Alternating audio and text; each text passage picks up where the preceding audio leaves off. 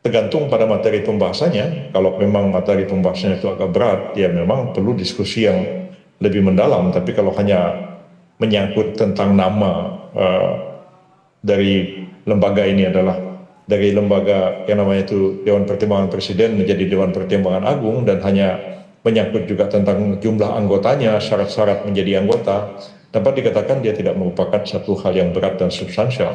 Dan karena itu dalam 1 kali 2 kali pembahasan dengan DPR barangkali bisa selesai. Apalagi ini bukan merupakan undang-undang yang baru, ini hanya amandemen terhadap undang-undang yang sudah ada. Artinya bukan. Bagaimana mungkin Yusril mengatakan tidak ada masalah yang substantif, krusial. Bahkan Yusril tadi mengatakan 2 hal, yaitu tidak masalah dinamai DPA dan tidak masalah dia menjadi lembaga negara yang sejajar dengan lembaga lainnya. Ya, sejajar dengan lembaga lainnya maksudnya apa? Karena lembaga di Indonesia itu banyak. Ya. Karena itu kalau kita bicara tentang sejajar dengan lembaga lainnya harus merujuk pada lembaga-lembaga yang ada di konstitusi sebagai the main organ. Jadi organ konstitusi yang utama. Nah, dalam hal ini kita tahu bahwa organ yang utama itu adalah MPR, ya kan? Kemudian DPR, DPD itu di lingkup parlemen atau lingkup kekuasaan legislatif. Kemudian presiden, BPK dianggap di lingkup kekuasaan yang sifatnya eksekutif. BPK dianggap eksekutif juga. Kemudian Mahkamah Konstitusi, Mahkamah Agung, dan Komisi Yudisial di lingkup kekuasaan yang sifatnya kehakiman. Bahkan KY tidak disebut dengan sebagai the main organ, tapi auxiliary agency di bidang kekuasaan kehakiman. Tugas KY tidak lebih hebat dari KPK misalnya. Itu putusan Mahkamah Konstitusi. Padahal KY jelas-jelas tuh disebut kelembagaannya. Ada organisasinya. Tetapi memang karena amandemen itu tidak sempurna caranya, jadi ada beberapa lembaga yang mestinya tidak perlu disebutkan, tapi akhirnya disebutkan di sini. Ini jelas amandemen konstitusi menghapus bab tentang Dewan Pertimbangan Agung. Jelas. Jadi kalau seandainya kondisinya boleh sama seperti sebelum amandemen, lalu apa gunanya penghapusan pasal tersebut? Jadi pembentukan Dewan Pertimbangan oleh Presiden betul-betul memperhatikan yang namanya efektivitas dan efisiensi. Ya, karena itu jumlahnya pun dibatasi agar jangan sampai kemudian nggak efektif. Kalau misalnya presiden membutuhkan senior citizen sebagai penasihat presiden, ya angkat aja dengan Kepres. Dia mau mengangkat mantan presiden sebagai penasihatnya juga boleh.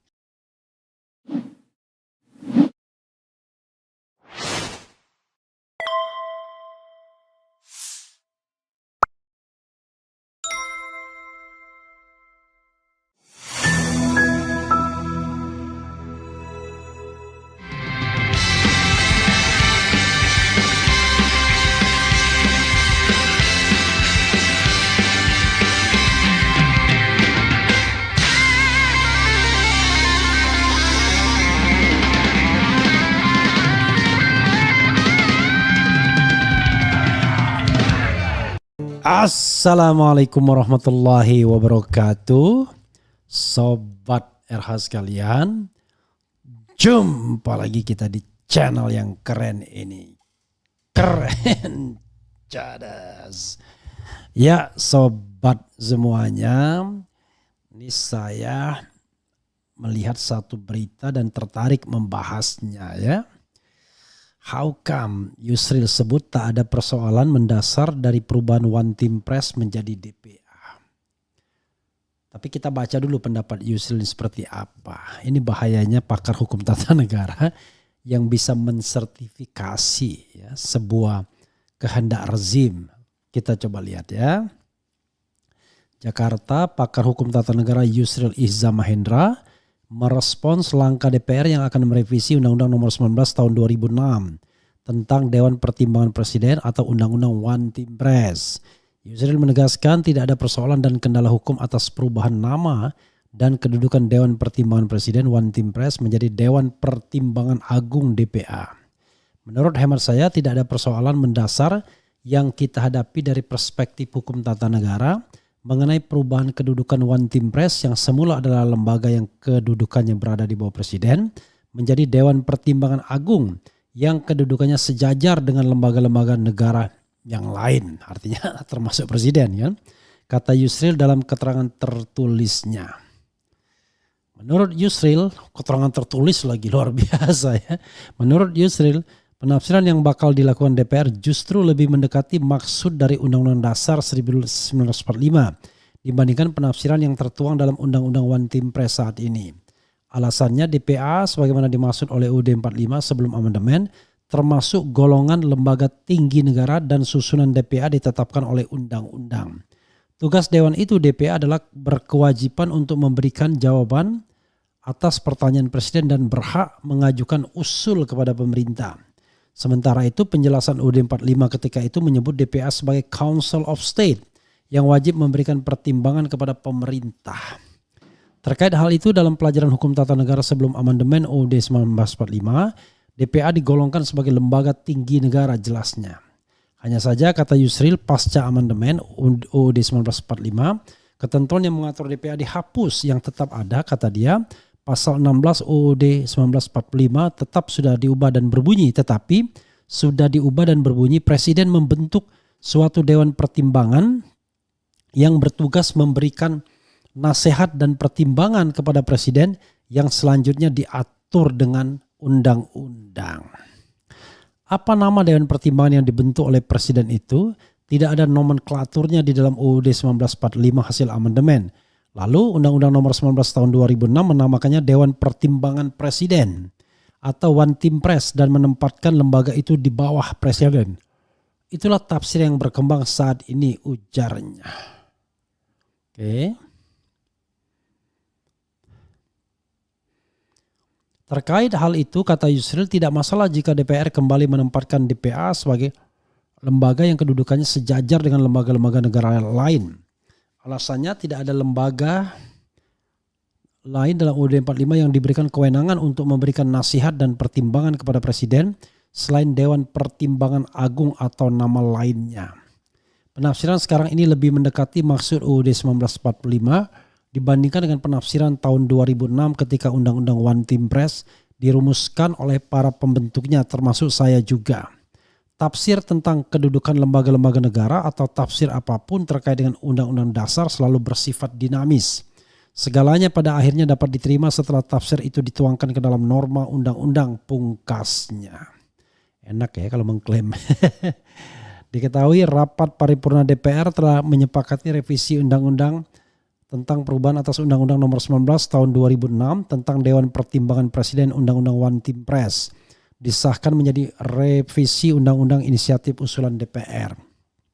Kini tiba saatnya kami menanyakan kepada sidang Dewan yang terhormat apakah rancangan Undang-Undang Usul Inisiatif Badan Legislasi DPR tentang perubahan atas Undang-Undang Nomor 19 Tahun 2006 tentang Dewan Pertimbangan Presiden dapat disetujui menjadi rancangan Undang-Undang Usul DPR, ujar Wakil Ketua DPR Ludwig Frederick Paulus saat memimpin rapat paripurna di Gedung Nusantara II, Senayan, Jakarta, Kamis 11 Juli 2024. Setuju, jawab peserta rapat paripurna tersebut. Luar biasa ya. Oke, sahabat era sekalian.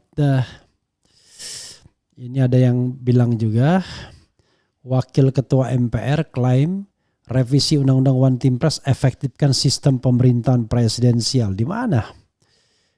Wakil Ketua MPR RI Ahmad Muzani menyebut rancangan undang-undang tentang perubahan atas Undang-Undang Nomor 19 Tahun 2006 tentang Dewan Pertimbangan Presiden bagian dari mengefektifkan sistem pemerintahan presidensial. Ini bagian dari mengefektifkan sistem pemerintahan presidensial, kata Muzani di Kompleks Parlemen. Dia menyebutkan perubahan nomenklatur One Team Press menjadi DPA yang anggotanya ditunjuk oleh Presiden tanpa dibatasi sebagai penyempurnaan sistem presidensial yang menjadi sistem pemerintahan Indonesia saat ini. Mengeluarkan sistem pemerintahan presidensial sebagai sistem pemerintahan yang sudah kita pilih, maka sebagai lembaga yang dipilih langsung oleh rakyat, Presiden merasa perlu untuk melakukan penyempurnaan atas sistem tersebut, katanya. Dia pun menampik kembalinya DPR akan membuat fungsi pengawasan parlementer nantinya menjadi berkurang. Itu kan perdebatan lama dalam sistem pemerintahan kita. Ketika kita mengatakan memberikan kewenangan yang amat besar kepada presiden sebagai kepala negara dan kepala pemerintahan, tapi dalam praktiknya ada nuansa parlementer, katanya. Dia menjelaskan perubahan One Team Press menjadi DPA lebih menekankan pada perubahan nomenklatur dan tidak akan merubah fungsi dan kedudukannya.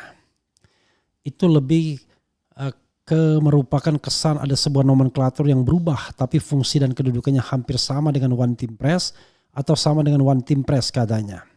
Adapun terkait status dan kedudukannya, dia menyebut masih akan dilakukan pembahasan di parlemen. Nanti akan dikaji lagi, kita tunggu pembahasan karena itu masih dalam proses pembahasan, kata dia. Rapat paripurna DPR RI kedua-dua penutupan masa persidangan 5 tahun 2023-2024 pada 11 Juli menyetujui RUU tentang Dewan Pertimbangan Presiden yang akan diubah menjadi Dewan Pertimbangan Agung menjadi RUU usul inisiatif DPR.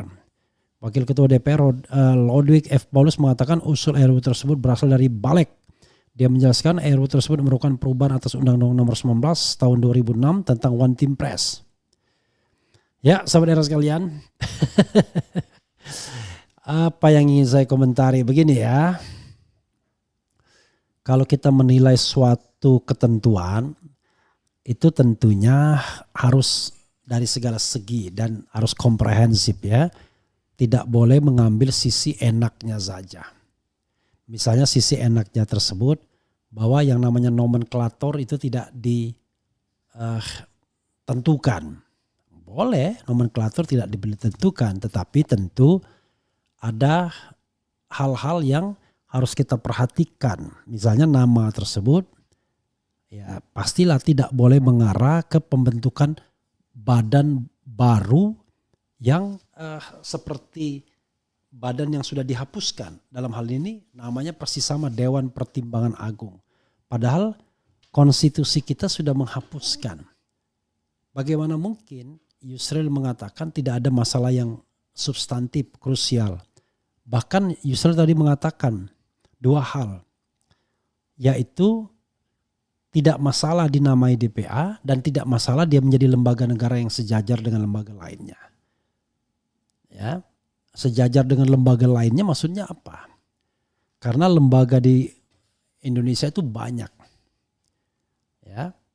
Karena itu kalau kita bicara tentang sejajar dengan lembaga lainnya harus merujuk pada lembaga-lembaga yang ada di konstitusi sebagai the main organ. Jadi organ konstitusi yang utama. Nah, dalam hal ini kita tahu bahwa organ yang utama itu adalah MPR, ya kan?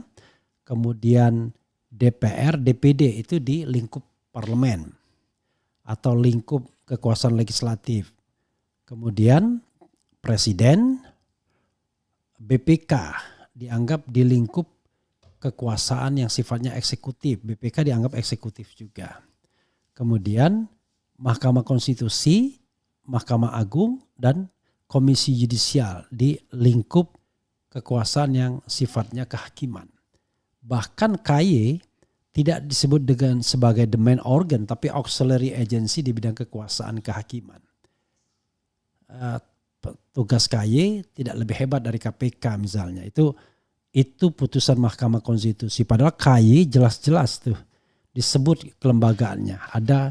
Ada organisasinya. Tetapi memang karena amandemen itu tidak sempurna caranya, jadi ada beberapa lembaga yang mestinya tidak perlu disebutkan tapi akhirnya disebutkan di sini. Ya seperti Komisi Yudisial tersebut. Karena Komisi Yudisial itu disebutkan ya maka akhirnya yang terjadi adalah KY dianggap sebagai lembaga tersendiri. Ya, Komisi Yudisial bersifat mandiri walaupun di bab tentang kekuasaan kehakiman. Nah, yang paling lucu adalah ada bab tentang Dewan Pertimbangan Agung dan dihapus bab tersebut. Jadi kalau dulu Dewan Pertimbangan Agung ini adalah lembaga yang apa istilahnya ya? Lembaga yang memiliki kewenangan untuk memberikan nasihat dan pertimbangan kepada presiden, baik diminta maupun tidak. Jadi saudara sekalian, pada perdebatan pembentukan konstitusi, saya hadir dalam satu sesi penyerapan aspirasi dan ikut bertanya. Pada waktu itu kalau nggak salah ada Ahmad Tirto Sudiro sebagai ketua DPA yang diangkat oleh Habibie. Ini orang ICMI ya. Jadi inilah kalau tidak salah ketua DPA yang terakhir ya kita bacakan.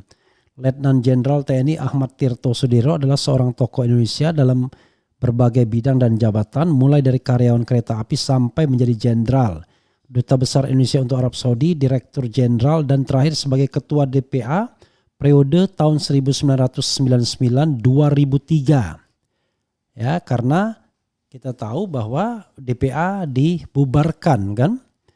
Jadi pada waktu itu saya termasuk yang bertanya, kalau kita melihat apakah sebuah lembaga itu penting atau tidak, maka kita lihat begini, kalau lembaga itu ditiadakan, apakah negara kemudian jalannya jadi goyang, jalannya jadi nggak benar.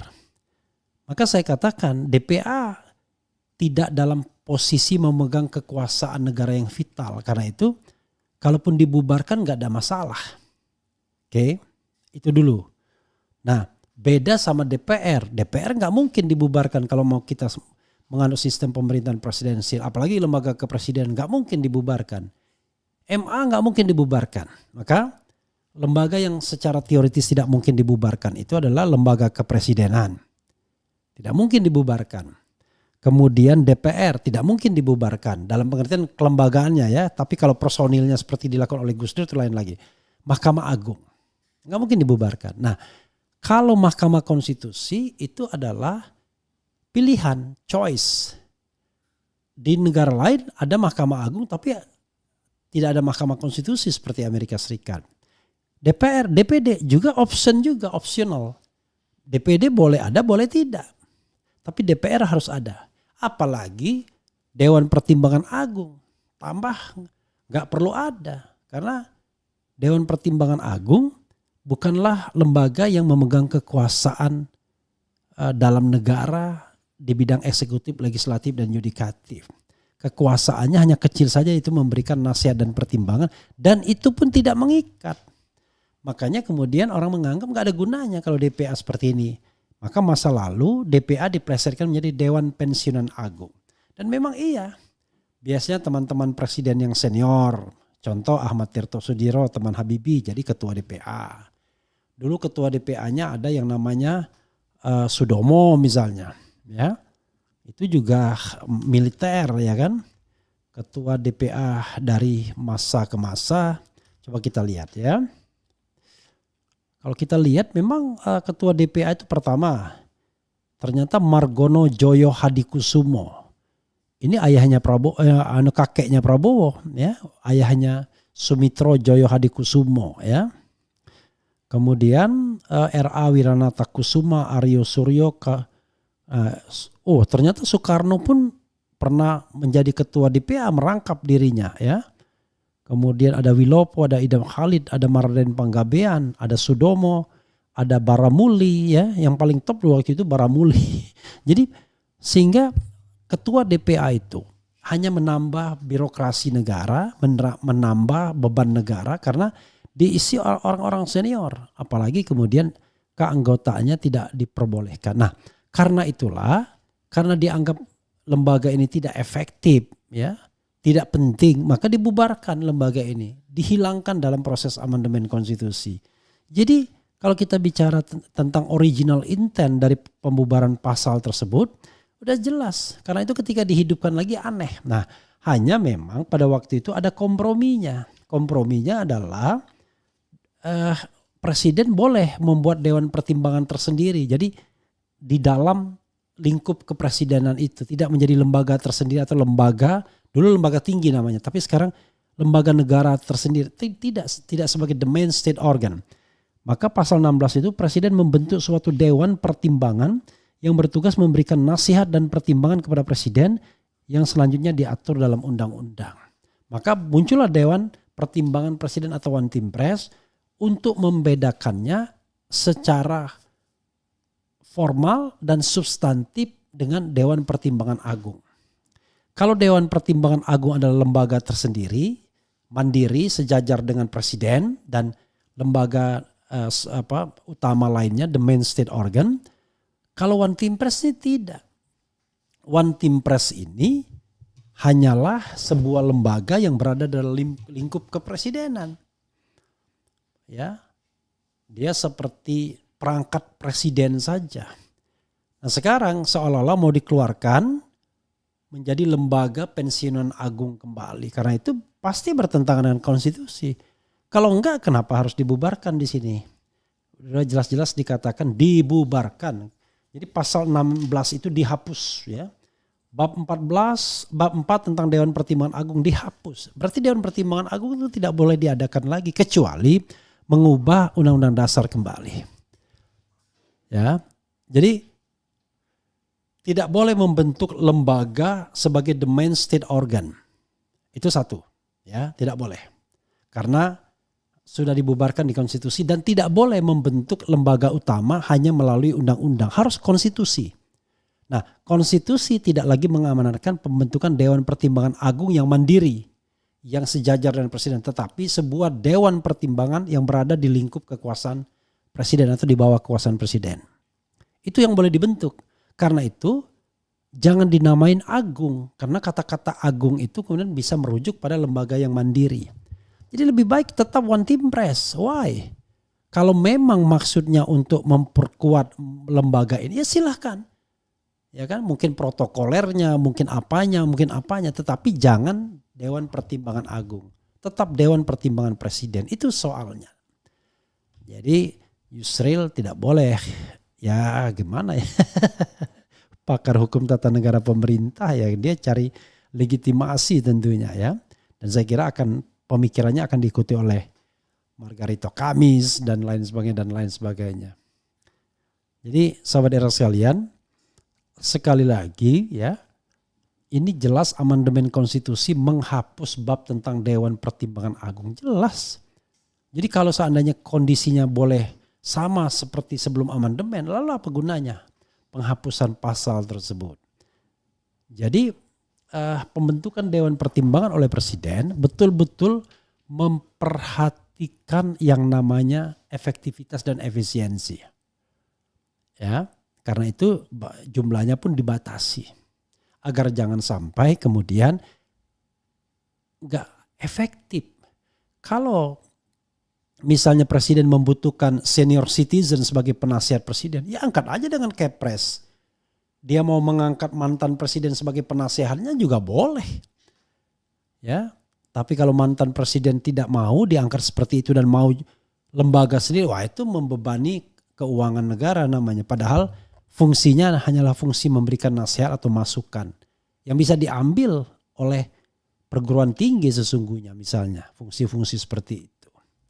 Coba kita bacakan komentar Sobat RH ya. Walaupun kita tahu ini sudah over than 12 ya. Tetapi saya tadi tergelitik untuk membahas ini ketika dikatakan gak masalah. Kata Yusril Iza Mahendra. Saya bilang how come? Tidak masalah. Ya masalah lah. Apalagi, dan itu dari sisi hukumnya ya. Apalagi ya kalau kemudian kita lihat maksud di belakang layarnya ya, untuk menampung Jokowi, untuk menampung orang-orang oligarki, ya, orang-orang yang sudah katakanlah sudah mau pensiun dan lain sebagainya, tapi tetap menjabat. Kan kita tidak boleh menghambur-hamburkan, menghargai senior boleh, tapi ya tidak seperti ini caranya ya, membuat lembaga untuk mereka, padahal barangkali jangan-jangan itu bargaining position mereka terhadap oligarki, terhadap sponsorship dari negara asing misalnya. Jadi kita bacakan komentar Sobat RH sekalian ya. Jepara hadir Bang RH, kejar ijazah Jokowi jika terbongkar akan sedikit mengurai masalah negeri ini. Makin banyak intelektual menjadi penjilat. Kelemahan Jokowi ada pada ijazahnya. Kalau mau Jokowi tumbang, kejar terus ijazahnya. Bang Refli, saya mau tanya, apa karya prestasi Jokowi dalam hal infrastruktur yang dibanggakan Jokowi yang bukan dari hasil ngutang? Sebutkan 5 aja ya Bang. Nggak ngerti saya. Ujung-ujungnya bagi-bagi jabatan dan ujung-ujungnya duit. Kalau duit saya enggak. Ya, kenapa? Orang-orang yang akan masuk dalam Dewan Pertimbangan Agung itu bukan orang yang butuh duit lagi ya. Orang yang sudah kenyang semua. Cuman masalahnya dia akan jadi banker. Perlindungan politik dan privilege itu jadi persoalannya. Termasuk Presiden Jokowi sendiri nanti akan diangkat sebagai Ketua Dewan Pertimbangan Agung. Ya kan? Kemudian Vault Estate nggak ada kabarnya. Sebenarnya banyak lembaga negara Indonesia dibentuk hanya untuk mengobati para kader yang tidak dapat kursi. Makanya dibuatlah lembaga itu agar tidak ada yang merasa dirugikan. Termasuk DPA juga. Bagaimana senior-senior ini mau ditampung ya kan? Kalau One Team Press kan nggak keren banget. Maka dipikirlah senior citizen seperti film film apa ya? Lancelot itu. Yang ada klub pedangnya masing-masing itu ya. Berbakti pada penguasa atau berbakti pada hal yang benar. Assalamualaikum warahmatullahi wabarakatuh. Tidak ada gunanya pajak rakyat hanya untuk membiayai dan menggaji para lembaga yang tidak ada gunanya buat rakyat. Semakin banyak lembaga semakin berat beban negara sebab banyak jenis anggaran tidak jelas yang harus dikeluarkan dengan alasan kepentingan negara. Iya. Jadi misalnya fungsi kepenasiatan itu nanti dibikin-bikin lah. Saya ingat betul ya bagaimana Luhut Binsar Panjaitan membuat yang namanya kantor staf presiden. Awalnya saya pikir di West Wing saja ya. Yaitu kegigit. Saya pikir cuma West Wing doang ya. Jadi West Wing itu sebagai dapur intelektualnya presiden. Bahkan lebih powerful dibandingkan DPA kan kalau West Wing. Ternyata dibikin juga birokrasinya. Ada staf kepala kantornya, kepala staf presidennya, ada deputinya ya. Ada tenaga ahli deputi seperti Ngabalin. Dan akhirnya jadilah lembaga itu. Lembaga yang menurut saya nggak jelas juga fungsinya apa ya. Kecuali tukang kompor di sekitar presiden barangkali begitu. Nah sekarang mau dibentuk lagi lembaga baru lagi yang namanya Dewan Pertimbangan Agung. Menghidupkan lembaga yang sudah di amandemen atau dimatikan dalam proses amandemen. Ya. Jadi soal seperti itu yang harus kita lihat ya. Kemudian terjebak dalam negara, adakah opsi tidak terikat negara? Kok berasa ruwet? KTP harus ngurus, bukannya kewajiban negara yang mendata. Kehidupan dalam berbangsa dan bernegara hancur lebur oleh rezim Jokowi.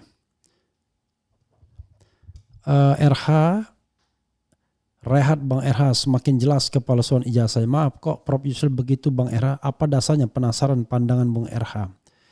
Ya nggak perlu penasaran. Sekarang dia berada di sisi pemerintah ya. Makanya dia mencari alat legitimasi.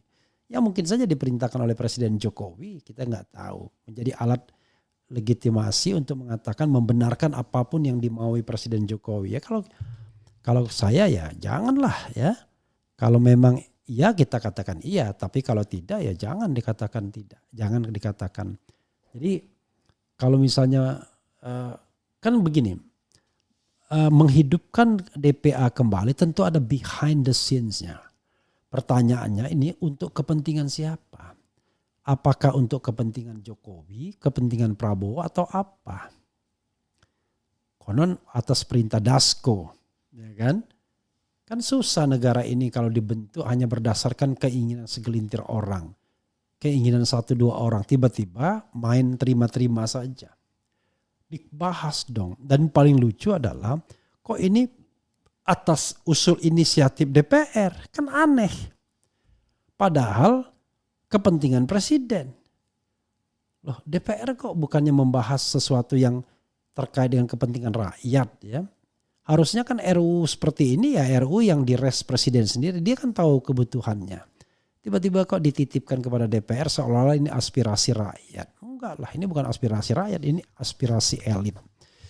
Itu saja saudara sekalian ya, mudah-mudahan ini memberikan pembelajaran bagi kita semua ya.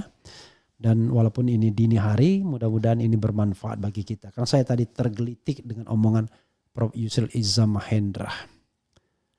Memang hukum tata negara itu bisa menyajikan sebuah debat dan polemik. Tidak ada yang benar, tidak ada yang salah. Tetapi kalau sesuatu hal yang sudah tertulis dihapus lalu dihidupkan kembali, lalu apa gunanya kata dihapus tersebut? Ini kan make sense-nya begitu aja. Kalau misalnya kondisi DPA sebelum dan sesudah amandemen bisa sama, jadi apa gunanya amandemen itu? Itu saja saudara sekalian. Wassalamualaikum warahmatullahi wabarakatuh. Keren. Cadas.